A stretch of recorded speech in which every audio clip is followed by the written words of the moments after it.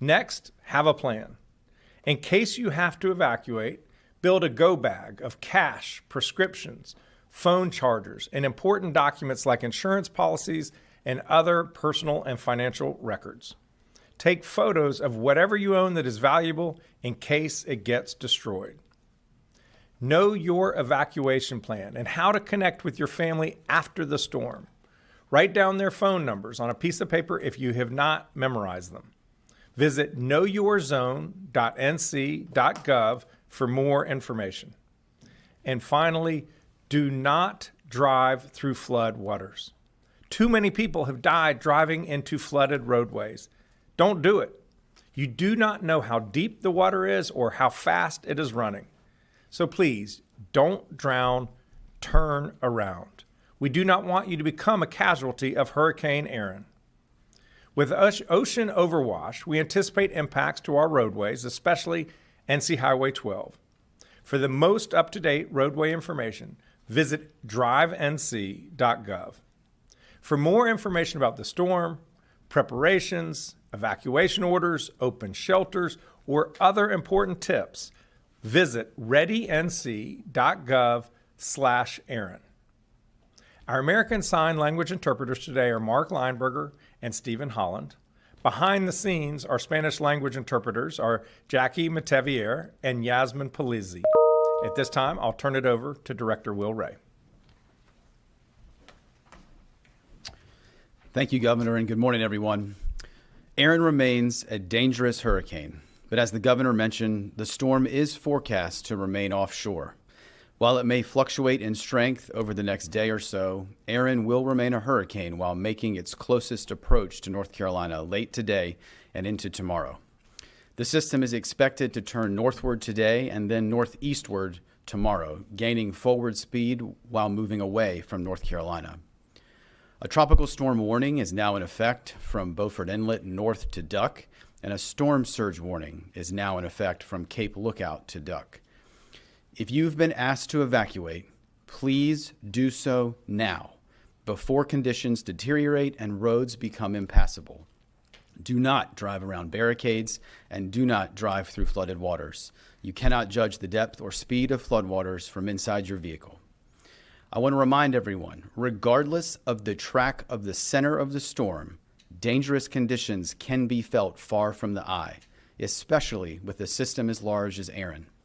Regardless of her track, moderate to locally significant impacts are expected along our coast and expected to peak today and into tomorrow. Extremely large, dangerous waves forecasted around 20 feet in height, along with storm surge of 2 to 4 feet on top of the surf, will likely impact the dunes along portions of the North Carolina coast, especially east and southeast facing beaches and the Outer Banks. Numerous roadways will likely become impassable, especially on Highway 12, as the governor mentioned, and in communities on the barrier islands. This will be a longer duration event, with coastal flooding expected over several high tide cycles. We will see rain bands trailing Erin that will also impact the area, already saturated soils across the area, which could lead to extended impacts. Please be sure to have multiple ways to receive weather alerts, especially during the overnight hours. You need to be informed by receiving information from reputable sources of information and have a plan to protect yourself and your family. Hurricane Erin is already creating extremely dangerous and life-threatening rip currents for all of the North Carolina coast that will linger through the week. We've seen a high number of rescues along the coast, and you should avoid swimming anywhere on the North Carolina coast right now. The State Emergency Response Team began preparations late last week as soon as forecasts began to indicate that North Carolina may receive impacts.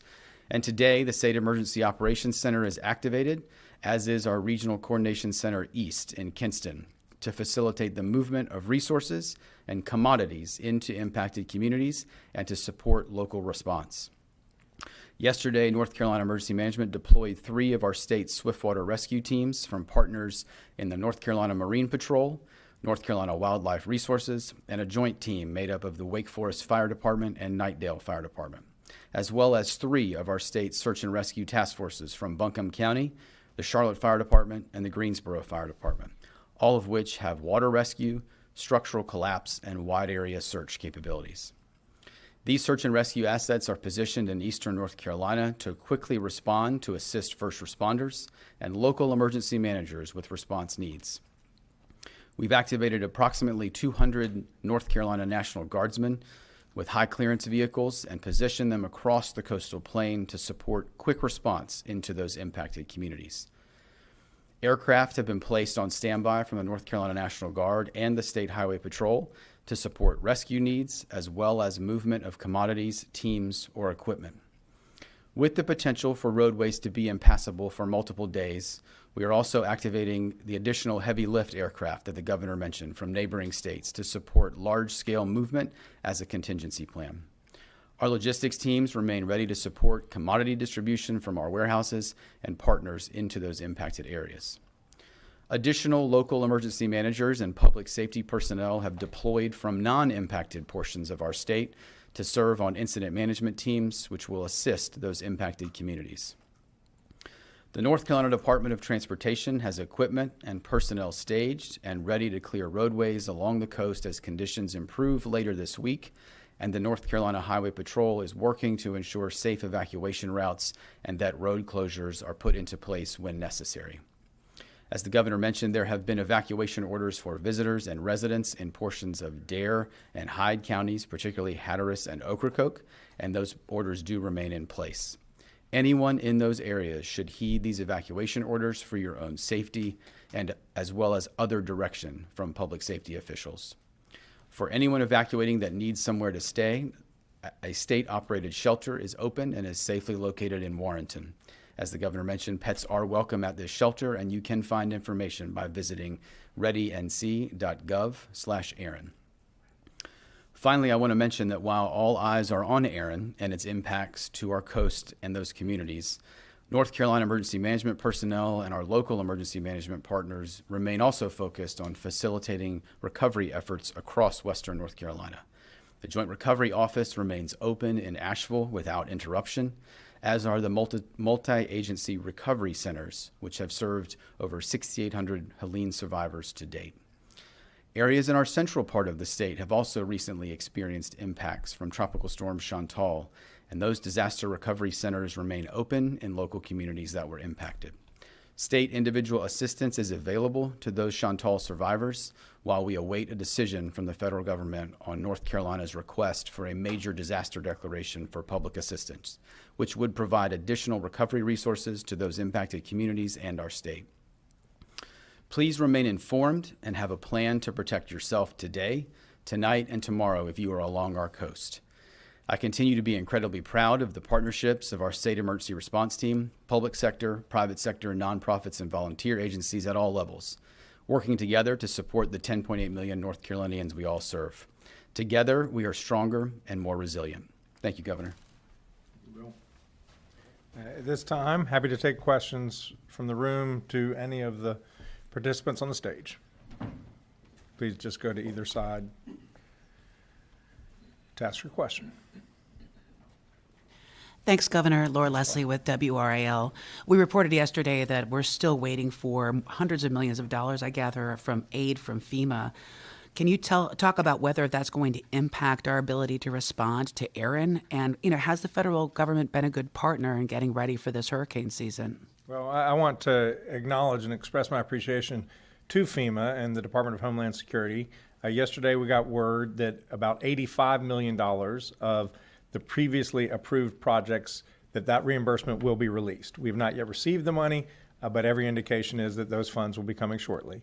Now, we still have $100 million in other projects that are due for reimbursement, and it creates real financial strain, especially for the local governments, but also the state. And so we'll continue to work with our federal partners to make sure that the reimbursements are processed as quickly as possible. And then we'll have to wait and see what the impacts are for Hurricane Erin to see whether we need federal assistance as it relates to this storm. Is this taking longer than usual? I think it has taken longer than usual. That's true.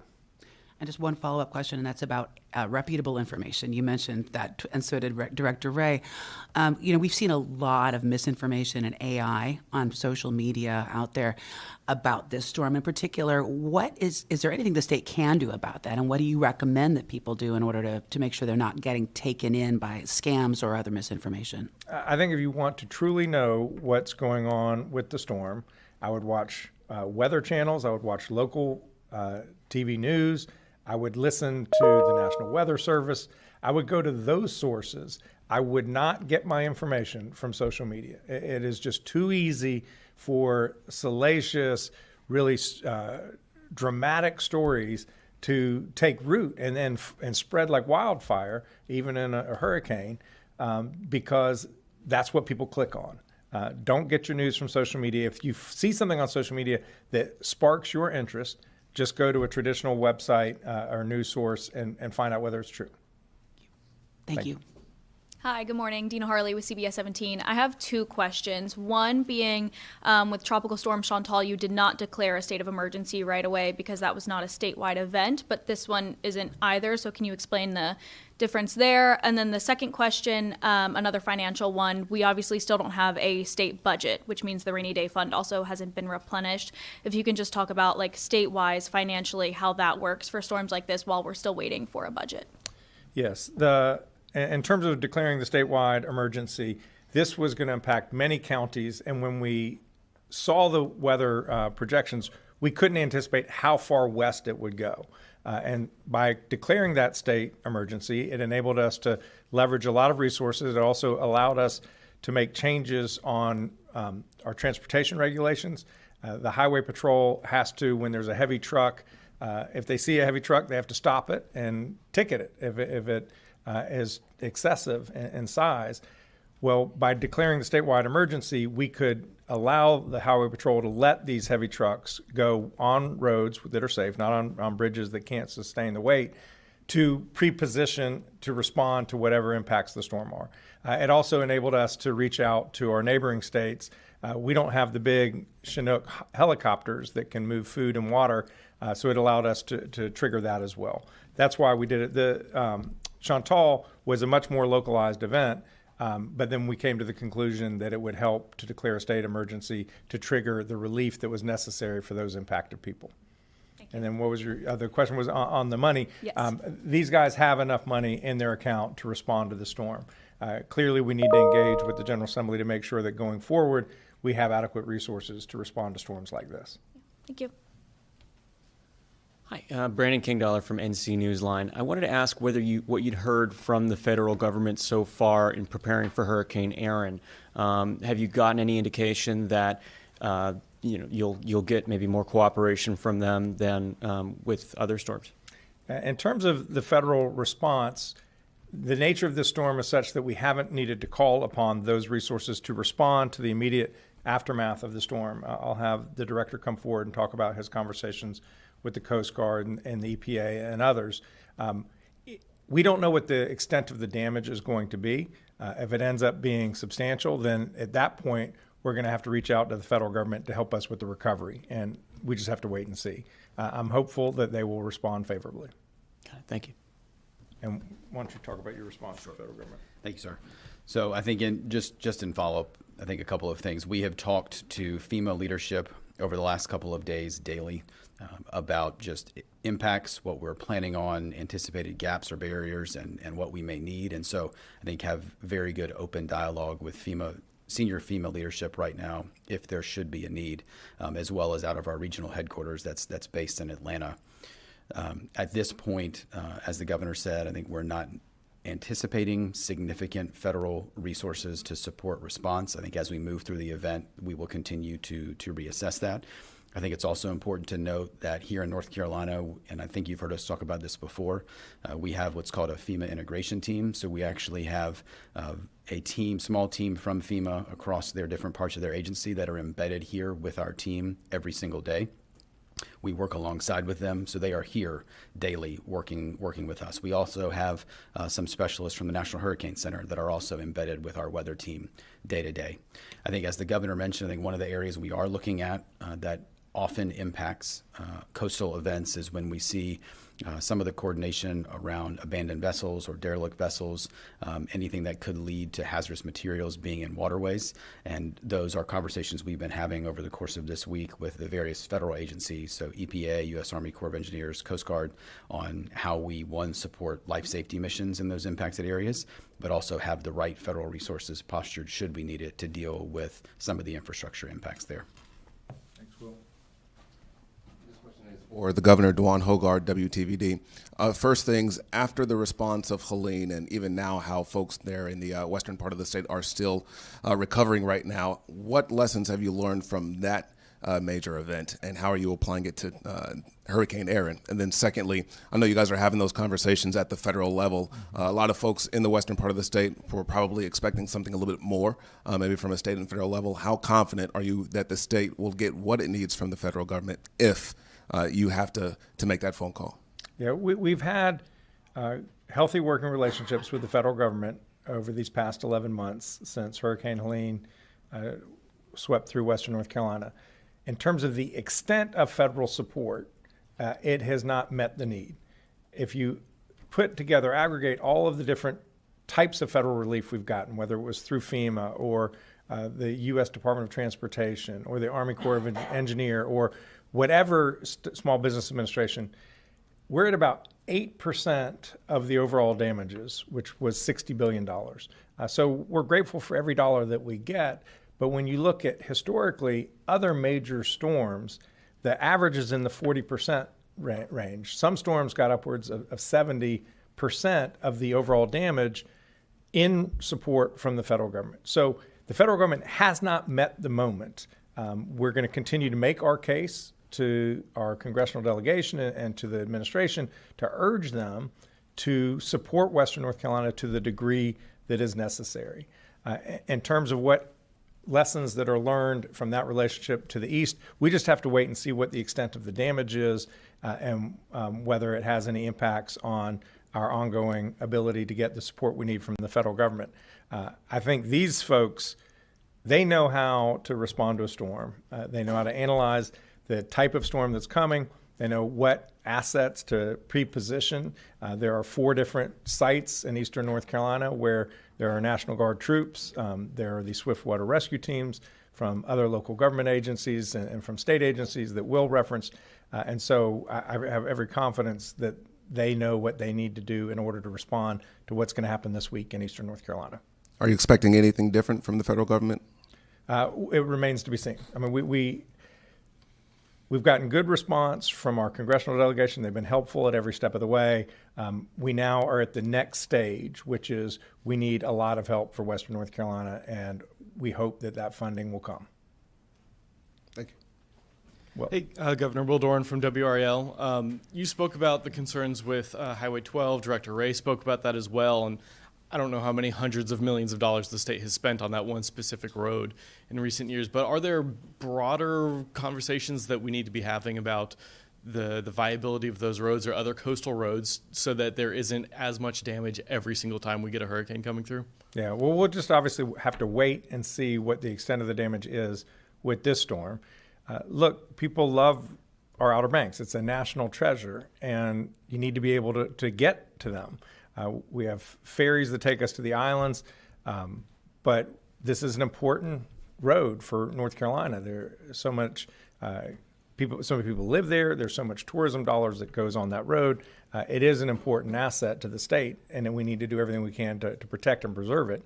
And I'll see if Secretary Hopkins wants to add any words on NC-12.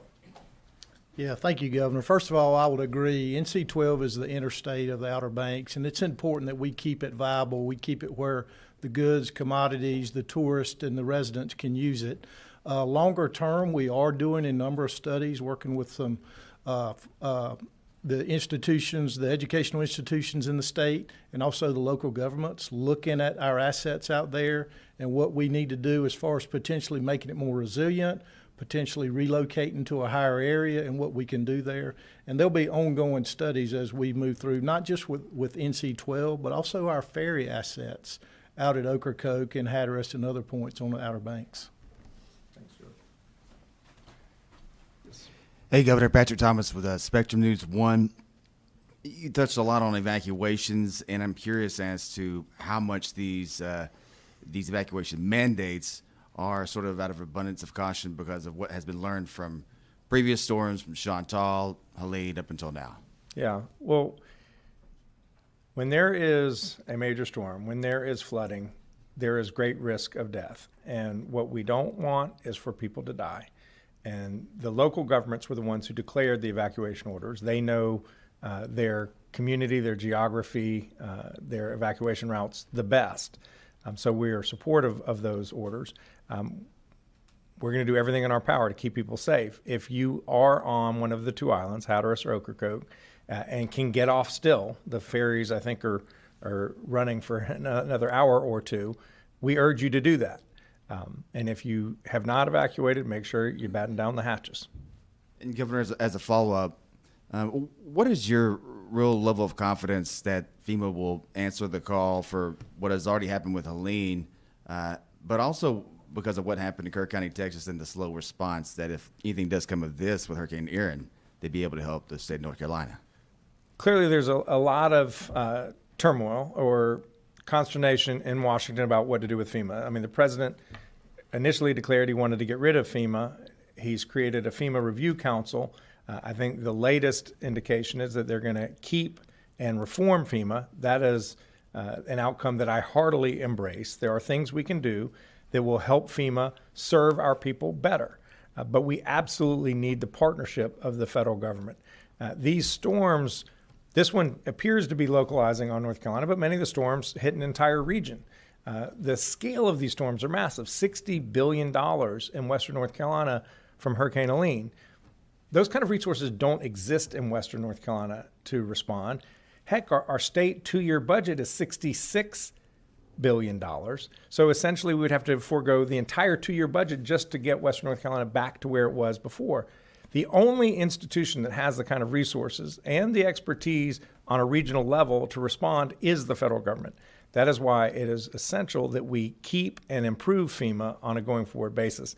We will continue to engage our federal partners to have a constructive, positive relationship to make sure that the people of Western North Carolina, the people of Eastern North Carolina, the coast, people in Central, we have a public assistance request before FEMA as it relates to Chantal right now. So we need their help, their partnership, and we are eager to continue to develop that. Thank you. All right, and we'll go to the phone. If there are any questions online or on phone, please raise your hand.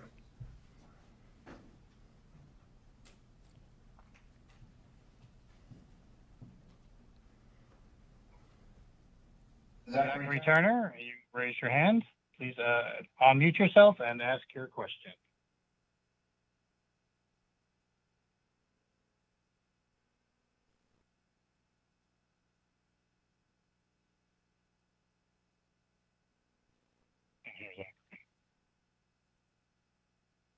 Zachary, we can't hear you. Yeah, we can't hear you.